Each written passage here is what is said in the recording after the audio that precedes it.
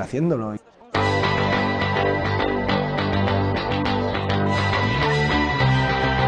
Puerta del Sol, Esperanza Aguirre, La Sexta Columna. ¿Le puedo hacer una pregunta? ¿Cómo le gusta a usted más esta plaza? ¿Así o como estaba hace 4 años? A mí me gustaría más con árboles. Con árboles sombra y sin... Árboles de sombra. Y sin acampada. Hacemos los madrileños para las plazas. ¿Qué cree usted que queda de aquel movimiento del 15M?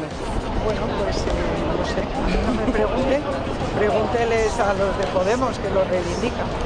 Al margen de lo que opine Aguirre o Pablo Iglesias, el 15M deja 4 años después éxitos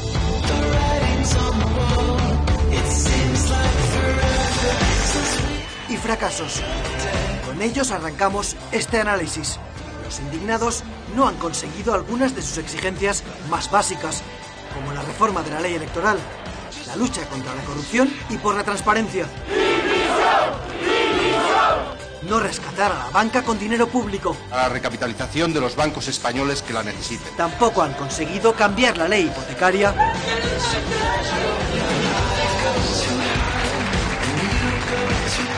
Ni que se apruebe la dación en pago. Ninguna deuda pendiente. Que había posibilidades de llegar a la luna y no llegamos a la luna. Es verdad que también queda un cierto sabor a derrota. Cada vez hay más paro, la vivienda sigue igual. Los banqueros siguen mandando.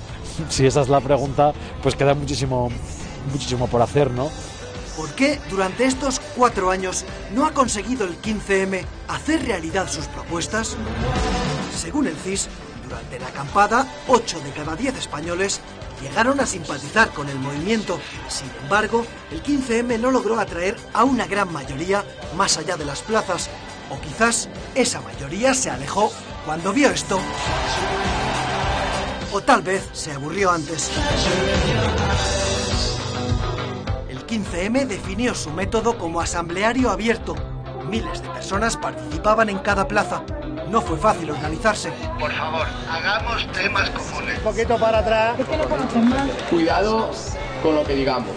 El aplauso y el rechazo se expresaba en lengua de signos. Cuando nos estamos enrollando como las persianas. Para tomar decisiones se exigían consensos muy amplios. A favor, rechazado. Un ejercicio de democracia cristalina, directa, al que la gente estaba poco acostumbrada. Dividimos en 4 la asamblea.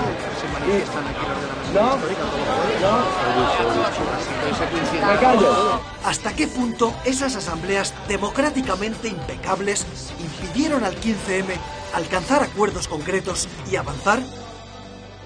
Las asambleas no eran operativas porque una asamblea de más de 30 o 40 personas no es operativa y aquí eran de miles. Si eran duras, si eran tediosas, pero en ese momento la gente estaba aprendiendo a participar en una asamblea. Hoy en día tú vas a una asamblea y las cosas son mucho más efectivas. La asamblea, que fue muy propia de los años 70, era algo que estos jóvenes no habían vivido, ¿no? Desgraciadamente llega un momento en que te haces viejo y te das cuenta de que muchas cosas ideales no son factibles. Pese a estos mecanismos poco efectivos, esas eternas asambleas abiertas se convirtieron en un símbolo de los indignados. Bueno, 1 minuto no es nada. Otra gran seña de identidad fue la no violencia. ¡No! ¡No a la violencia! ¡No! El 15M enalteció la resistencia pasiva con actos de desobediencia civil, pero siempre pacífica. Hubo paz hasta el 25 de septiembre de 2012.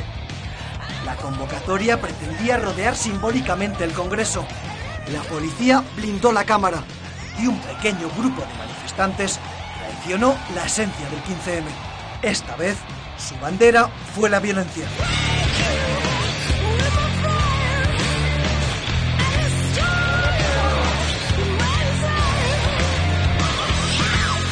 Desde entonces, algunas de las movilizaciones han contado con algunos grupos aislados dispuestos a reventarlas. ¿Ayudó la violencia a sepultar al 15M?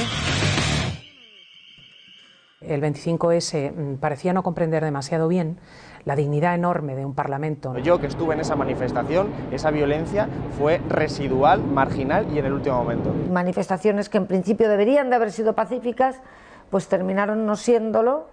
Y terminaron pues en intervenciones policiales. Queríamos ir un ataque de pensamiento, un ataque político, un ataque social, pero no un ataque con fuerza física. Tras el 15M, la calle se agita.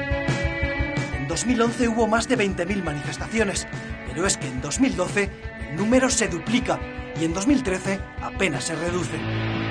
Desde la transición, España nunca había vivido tantas movilizaciones. Y justo en ese momento, el gobierno propone una nueva ley. La Ley Orgánica de Seguridad Ciudadana. La Ley de Seguridad Ciudadana. La Ley Mordaza.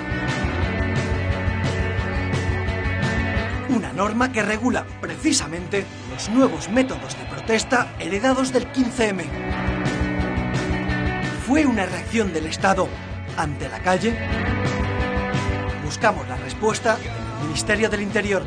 Le preguntamos al secretario de Estado de Seguridad: ¿es la ley Mordaza una ley anti-15M? No, en absoluto. Si se hace contra algo es precisamente contra la violencia en distintas manifestaciones y para proteger la seguridad ciudadana. Por tanto, en absoluto es una ley contra el 15M, ni contra nada ni contra nadie, salvo contra la violencia. Releyendo un poco la ley, encuentro en el 36 el punto 2, que hace referencia a aquello que pasó el 25S del rodeo al Congreso. La perturbación grave de la seguridad ciudadana que se produzca con ocasión de reuniones o manifestaciones frente a las sedes del Congreso de los Diputados o el Senado. Y luego el punto 7, que tiene que ver, por ejemplo, cuando el 15M tuvo que levantar el campamento, que en cierto momento hubo negativa. La negativa a la disolución de reuniones y manifestaciones en lugares de tránsito público ordenada por la autoridad competente. El punto 4, que hace referencia a una forma de protesta que nació después del 15M o que tiene que ver con el 15M, que es cómo se obstruyen los desahucios a las autoridades cuando intentan desahuciar a una persona. Los actos de obstrucción que pretendan impedir a cualquier autoridad el ejercicio legítimo de sus funciones.